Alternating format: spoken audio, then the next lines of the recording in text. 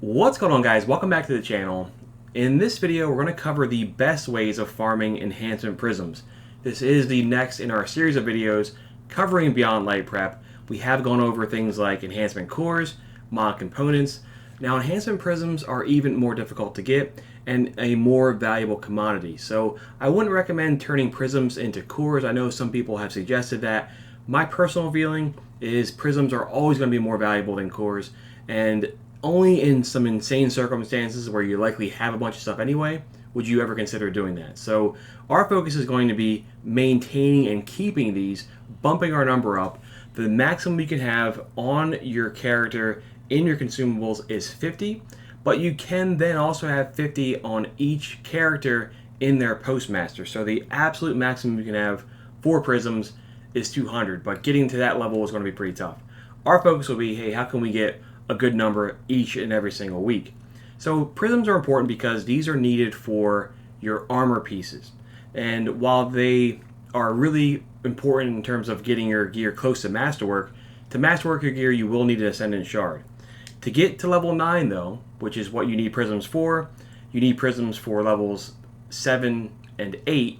It takes you 3 prisms. So for every piece of armor that is legendary, you need 3 prisms to get up to level 9, and then to masterwork it, you will need that Ascendant Shard, and we'll cover that in a later video. So if you have more than one character, you can see how getting enough prisms to get your energy level up on all your armor pieces will be pretty important to do, especially if you want to start adding and equipping other really good mods. So things like Oppressive Darkness that requires 6, for instance. These are things that take a lot of energy, and to get to that level and have multiple mods equipped, you need enhancement prisms to upgrade your armor. So what are some of the best ways of getting prisms? Right now I am in the Pit of Heresy dungeon, and really quick, let me know in the comments what is your favorite dungeon, Pit of Heresy, Shatter the Throne, or Prophecy. I'm really curious what you guys think. This to me is going to be the best way of farming these, but we'll focus on that at the end of the video. What are some other ways of getting prisms? Well, you can get these from the Nightfall, the Ordeal playlist, and that would be what I'd recommend outside of this Pit of Heresy dungeon. If you notice that for the Nightfall, the Ordeal, you have different difficulty levels, and you can start getting prisms at level 10-20. So the hero difficulty will give you a rare chance at getting prisms. You can also get exotic gear and enhancement cores, but prisms will drop every now and again from 10-20. The nice part about this is they're a bit easier, the light level is obviously lower, and just as important, matchmaking is on for this. So keep that in mind, matchmaking is on, so if you want to jump in as a solo player, you can work towards getting prisms. You may not get them very often, but you will get them from time to time. If you bump up to 1050 Legend, yes, enhancement prisms are more common. They go from rare to uncommon, but the downside is your matchmaking is turned off. So my advice would be to either do 1020 or skip ahead right to the 1080, because matchmaking is off for both of these, but for the 1080, not only are prisms more common, but you can also get Ascendant Shards. The only downside to this is it's much more difficult. The match game modifier is really tough. Some of these strikes in general are challenging, so I would focusing on farming the 1080 if your light level is requisite to the power that's recommended, and also to if the strike is a bit easier. So the Nightfall Ordeal will be a one way of getting a lot of prisms depending on your fire team situation and depending on how easy or difficult that week's Nightfall Ordeal strike is. There's one other way you can get prisms, and that is Trials of Osiris.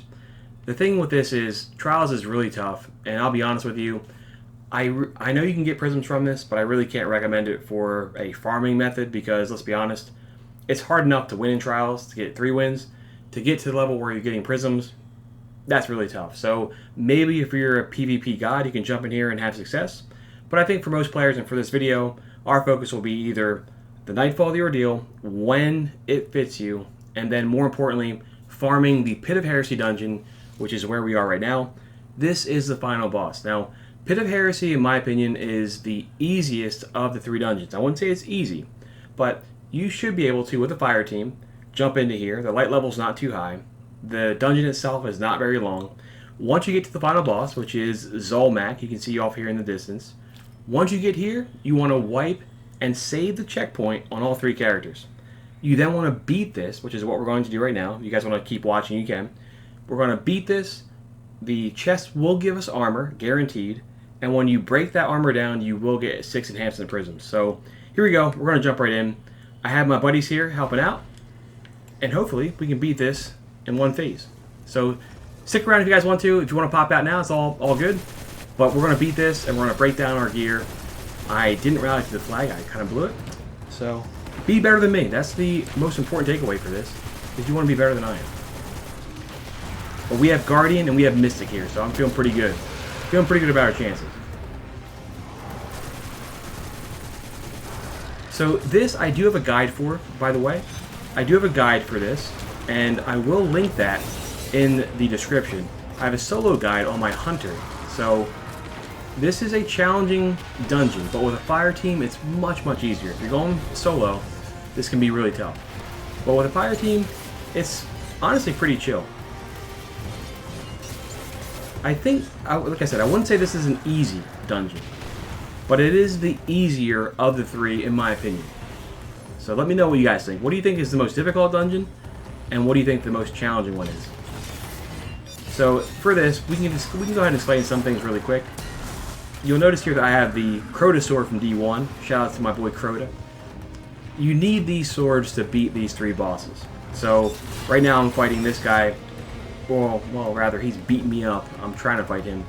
But you can only damage these 3 bosses. There's a knight, there is a shrieker, and there's a wizard. You can only beat these guys up with the relic, with the Crota sword. So here we go. We got Mystic coming over here to help, and Guardian's down. F in the chat for Guardian. Sorry, kid. Okay, not a big deal. We want to beat all 3 of these unique bosses, and then we want to pick up this Void Charge, and we want to dunk these. Now I want to look. Looks like we've dunked the one on the left. The one on the right has not been dunked. You have to dunk over here as well. So I'm going to go over here while it's safe and extinguish.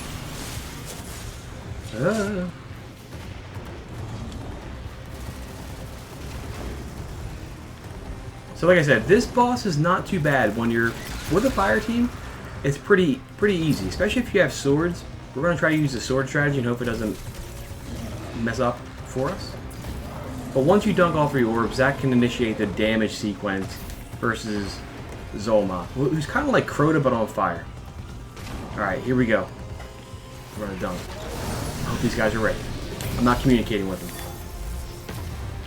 So we're going to throw down the Crota shield, or the bubble, and hopefully that helps us out. And now we're just going to slash away. Stored with Whirlwind Blade, you can really kind of hurt this guy. And we have a bubble and a Well of Radiance. This should be a one phase, I think. Even with all the chaos around us, we did melt that guy really easily. So 3 swords, a bubble, and a well, easy. You just make sure you save the character and share the checkpoint on all characters. Jump right in here, do it again. Here we go. Let me make sure my armor is fully open. Yes, it is. So I want to grab this. I don't care what it is. I'm going to break it down because even though it's a pretty high level drop, you'll notice here that with the stats, they're terrible. For whatever reason, the masterwork gear in this quest sucks. I almost feel like they made it this way for you to get more prisms. So we're going to break this thing down. Not only do we get 6 enhancement cores, but we got 6 prisms for our trouble. So you guys can do the math. If you do this on all 3 characters every single week, that is 18 enhancement prisms. That's a crazy number for a really small time investment. It should take you about 45 minutes to get to this boss, maybe shorter. These guys are nuts. It'll take you about 45 minutes to get to this boss. It'll take you less than 10 minutes to beat this guy. Do this, rinse and repeat. For a little over an hour of your time, you'll get 18 enhancement prisms. You would be hard-pressed to find a better method than that. So I hope this was helpful, guys. Thank you so much for watching. Best of luck in your Beyond Light prep. And thank you to Mystic and to Guardian for their help. I'll talk to you guys soon. See ya.